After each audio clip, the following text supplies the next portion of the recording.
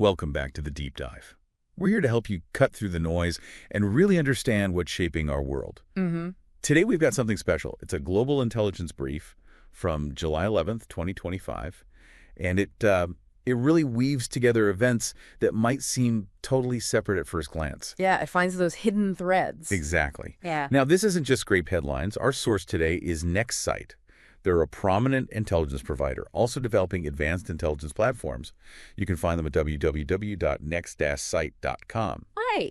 And what makes their daily reports, like this one, so valuable and why we're digging into it is how they synthesize info from, like, over 20 different global open sources. Pretty comprehensive. It is. They don't just report what happened. They correlate the geopolitical moves with the financial ripples. And try to surface those potential, let's call them hidden agendas. It gives you a much deeper context than you'd normally get. That's the goal. And that's what we want to bring to you today. Connect these dots from July 11th, get past the surface, and really explore the why it matters so you get a genuinely informed view. Absolutely. So our mission: navigate these complex events, pull out the key insights, the patterns, the stuff that often gets missed. Let's do it. Okay, let's unpack this. We start in North America. There was an immediate crisis hitting the headlines. Manitoba in Canada. On July 11th, they declared a province-wide state of emergency, escalating wildfires. And this wasn't the first time recently. It was the second declaration. Right. And what's really insightful looking at the NextSight analysis is how it connects this immediate crisis, the fires, the projected 50 million Canadian dollar budget strain. Yeah, huge cost. Huge. It connects that to these broader, what the report calls climate-driven agendas. The suggestion is these massive costs aren't just disasters financially, they become leverage. Powerful points for lobbying, potentially for significant international climate funding. It could accelerate that push for green investments by making the economic pain of climate events really tangible. So the disaster itself becomes a catalyst for something else. Potentially, yes. It's more than just fighting fires. That is a fascinating way to look at it. Okay, staying in North America but shifting south to the U.S., some interesting economic pressures there too.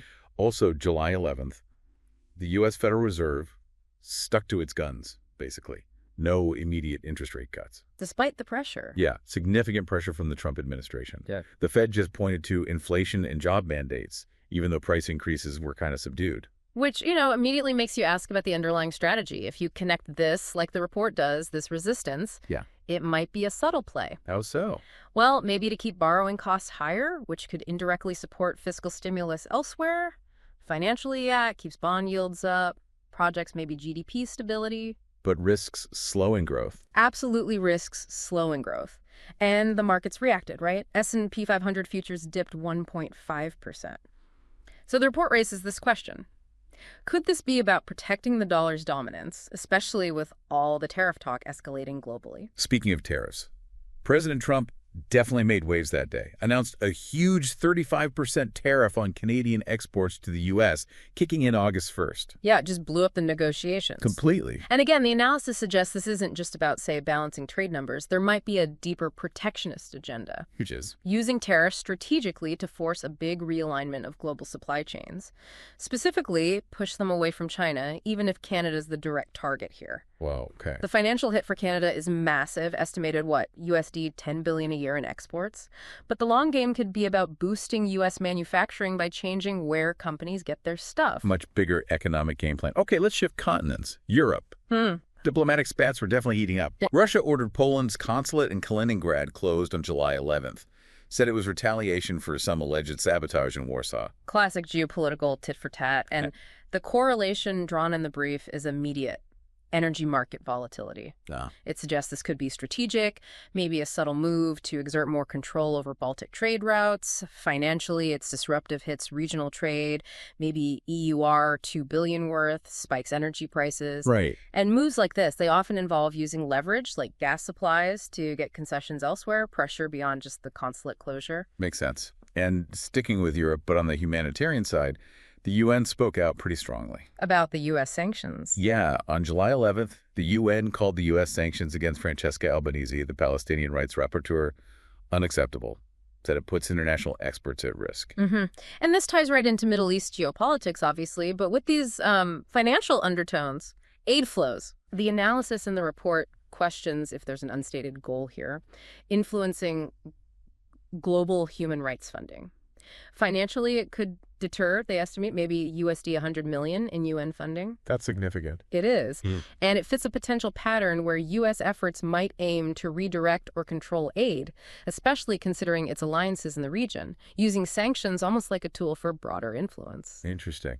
Okay, let's move over to Asia. There's a pretty big military admission from Pakistan. Ah, yes. Prime Minister Shehbaz Sharif admitted on July 11th that Indian ballistic missiles did hit Nurkan Air Base and other sites. Yep. Back on May 10th, said de-escalation efforts were ongoing. And the timing of that admission is key. The brief immediately correlates it with stock market dips in both India and Pakistan. Okay, so a financial link. Yeah. And it digs into whether this public admission, the tension it creates, could it actually be sort of an underlying motive to boost defense spending? Ah, justify bigger budgets. Exactly. It caused, what, a 2% drop on the Karachi Stock Exchange? But the report suggests a possible deeper aim, inflating defense budgets, maybe by as much as 500 billion Pakistani rupees, by capitalizing on the perceived threat. Right, turning tension into funding. Meanwhile, the Red Sea, those threats continued. The Houthi rebels, yeah. Resumed attacks on shipping on July 11th. They explicitly said it was to pressure Israel over Gaza. And this move directly correlates, unsurprisingly, with oil price surges. Big global impact. Right. The report suggests this might be serving broader Iranian strategic goals, pushing for more regional dominance. Oil prices jumped 3%. Global shipping costs spiked by maybe $1 billion a day because of rerouting. Huge disruption. Massive. Yeah. So the stated reason is Gaza, but an unstated goal could very well be disrupting Saudi oil revenues and gaining more leverage over those critical shipping lanes. Okay. And across the way, Taiwan held a major military exercise. Their largest ever, right? July 11th. Yeah, using U.S.-purchased tanks, all amidst those rising tensions with China. And this correlates, according to the brief, with tech stock volatility, especially semiconductor stocks. Interesting. The analysis points to potential U.S. strategic objectives, securing those critical semiconductor supply chains. The drills actually boosted Taiwan semiconductor shares, like 1.2%. A sign of confidence, maybe? So it's not just military signaling. No, it suggests the U.S. economic leverage over China is part of it, too, using the exercises to reinforce commitment to Taiwan's defense and, by extension, that vital chip industry. Got it. Okay, let's turn to the Middle East now. A really troubling report came out of Iran. About Narges Mohammadi. Yeah, the Nobel laureate. Yeah. On July 11th, reports alleged Iranian security services threatened her amid the conflict with Israel. Grim stuff. And the report links this kind of geopolitical intimidation directly to concerns about uranium stocks. Okay. And financially, it ties into sanctions evasion. The suggestion is this could be a calculated distraction, an unstated aim to divert global attention from Iran's nuclear program finances. So create noise over here. Exactly. While potentially facing pressure elsewhere, escalating sanctions could cost Iran maybe USD 5 billion in oil revenue, so these kinds of incidents can serve multiple purposes. Right. And tragically, in Gaza, the humanitarian crisis just kept getting worse. An Israeli strike hit an aid site on July 11th, killed children. Just awful amid that ongoing disaster. Terrible.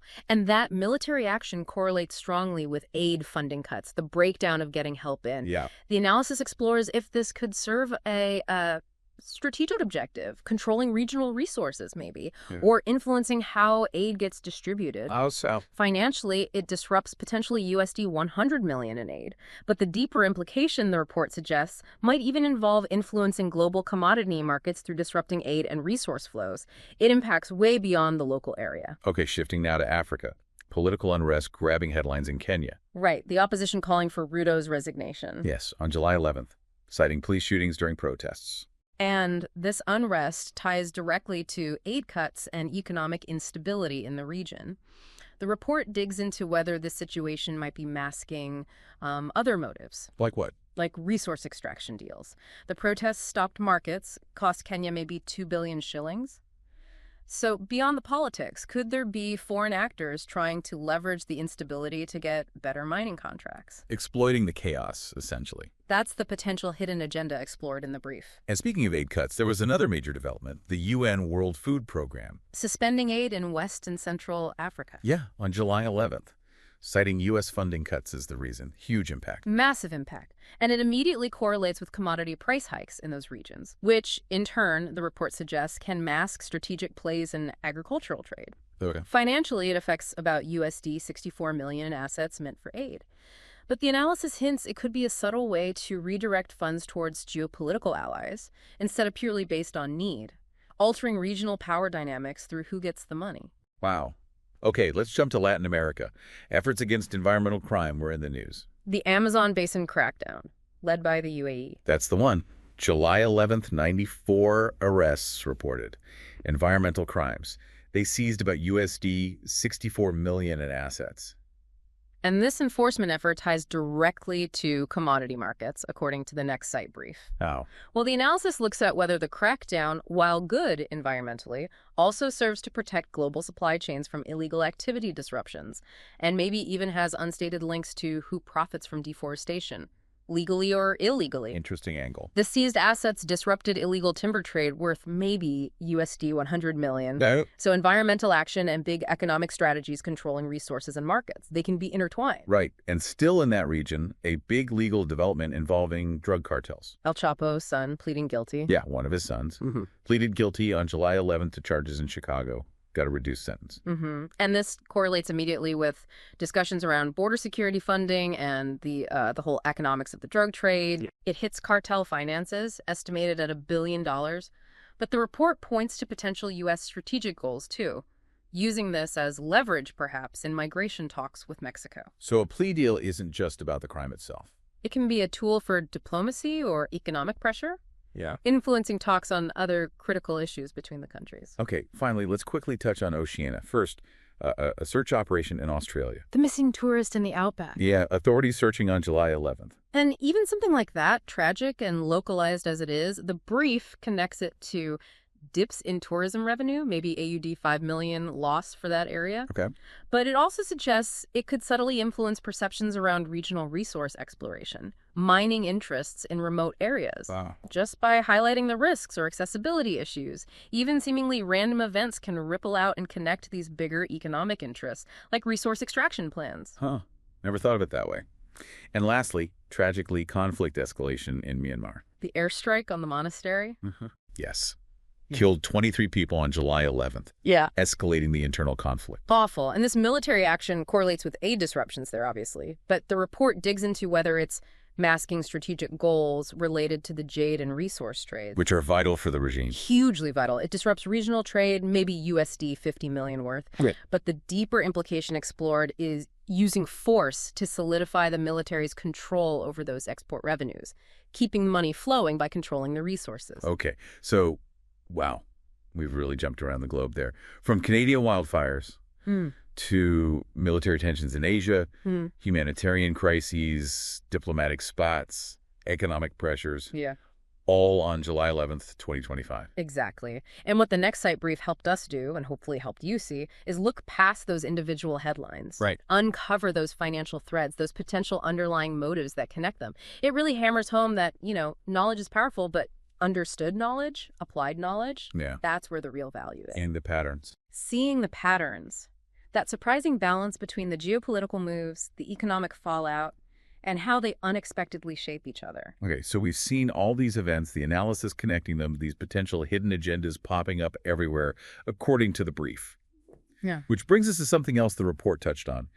The people's hearsay. Ah, yes. This is where it gets really interesting because it's about public perception. What did the brief find there? Well, alongside the official reports and analysis, Nextsite also monitored social media chatter, Twitter, Reddit, places like that, and it found widespread skepticism, even frustration, among ordinary people. About these events. About the connections between them, often leaning into conspiracy. For instance, with the Manitoba wildfires, hashtag Manitoburns was trending, but with people blaming corporate agendas for slow aid response, tying it back to those green investment pushes we talked about. Okay, so seeing manipulation. Yeah. Or the U.S. Fed holding rates. Lots of speculation online about, deep state moves to crash markets for political reasons, connecting it directly to the tariff talks. Right. What else? The India-Pakistan strikes admission. Huge accusations online of both sides just inflating defense stocks for profit.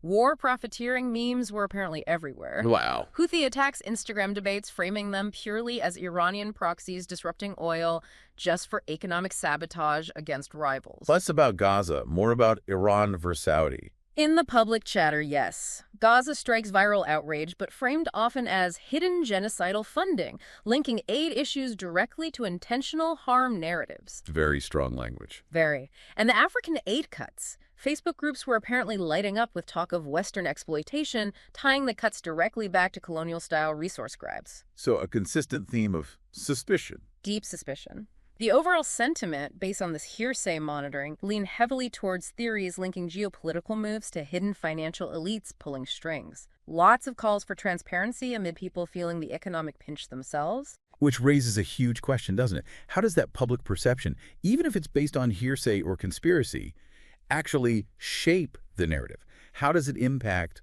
real-world outcomes? That's the million-dollar question. Perception can become reality, or at least influence policy and reactions. So putting it all together, this deep dive, using the next site brief, really showed that intricate web from just one day, July 11th, uncovering those financial threads, the potential motivations. It's quite a picture. It is, and it underlines the value of looking for those deeper connections. Understanding that geopolitics, finance, resources, public perception, they're not in separate boxes. They constantly interact. Okay, so let's leave you, our listener, with a final thought building on all this. We've seen this consistent thread of potential hidden agendas, highlighted by the next site analysis, and this wave of public skepticism found in the people's hearsay. So the question is, as public awareness of these underlying financial and political forces potentially grows, how might that fundamentally shift the way international relations actually happen in the years ahead? Something to definitely think about.